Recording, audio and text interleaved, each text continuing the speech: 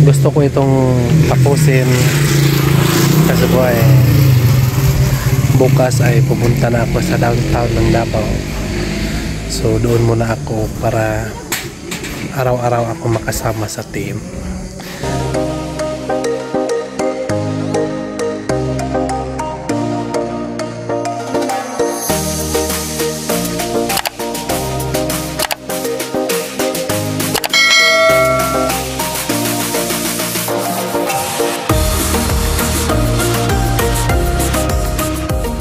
Hello po mga kababayan, magandang umaga sa inyong lahat. Kumusta na kayo dyan mga kababayan? So nandito muna ako ngayon sa simbahan ngayon mga kababayan, kasi po ay mag-spray ako ng sagbot. Sprayhan ko po itong mga gamo, kasi po ay sobrang bagnot na, no? Anong Tagalog yung bagnot? Sobrang bagnot na. So makikita natin mga kabayan yung giran natin nga grabing mga sagbot. So papunta dito sa kabila. So isprayhan ko ito mga kabayan para mawala itong mga sagbot na ito. So papunta dito sa kilid dito mga kabayan para mawala itong sagbot. So ito, dala-dala ko na itong sprayer at saka may laman na rin mga kababayan, may laman ng tubig. So diretso na lang ito. Ito ay on off na lang ito. Hindi na natin kailangan magbomba-bomba. So ayos na mga kababayan, hindi tulad ng unang mga sprayer natin, gumaganon-ganon tayo mag-spray. So ito ay maganda ito kasi isa na lang yung hinahawakan mo. Kapag nandoon ka sa tuktok ng bundok, nandoon ka sa tuktok ng bundok mga kababayan. Gusto ko itong tapusin kasi po ay bukas ay pupunta na ako sa downtown ng Davao. So doon muna ako para araw-araw ako makasama sa team. So abangan nyo na lang ang aming pagsama-sama mga kababayan. So masayang-masaya ako dahil po ay tinanggap nila ako nga makasama ulit sa team. So laking pasalamat ko po kay Mang Eli, Peter Paul at kay Madam Yola, at lalong-lalo na mga kababayan sa ating mahal na Pangulo ng PB team ng Davao, kay Sister Go, Sir Paul mga kababayan. So maraming salamat po sa iyo, no? Dahil po ay nakita ko po sa inyo nga hindi niyo ako pababayaan. Maraming salamat din po sa lahat nga walang sawang nanonood sa team. Yun lang. God bless you. Mag-umpisa na ako mga kabayan.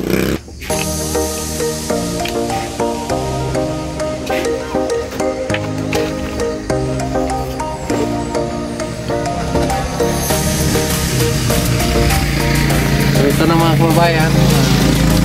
Malakas ito. Natin kalakatan.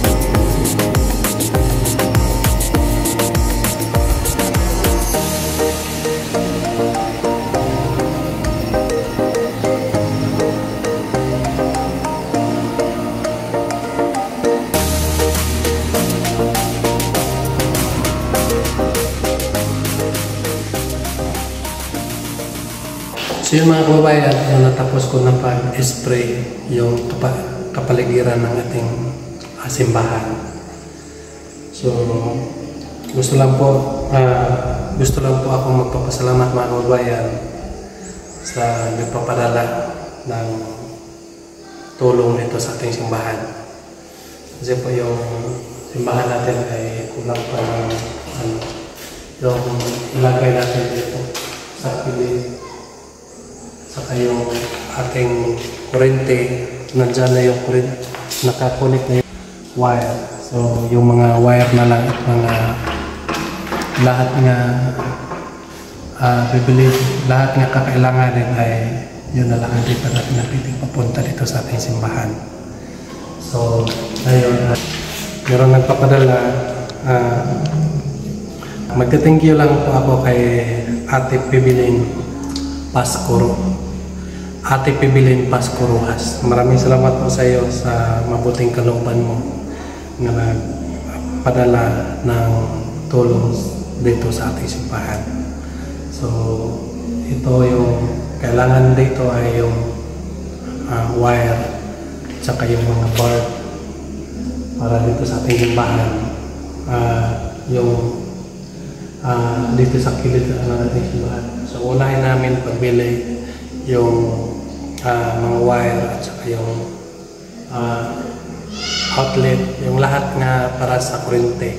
So yun ang aming unahin mga kababayan para magamit na itong simbahan. Kasi po ay Merkules at saka Biyernes ng gabi meron pong simba dito. So kahit wala ako dito mga kababayan, so meron naman pong mga kasamahan natin dito, mga kababayan natin dito na magsisimba po dito. So yun ang gusto ko nga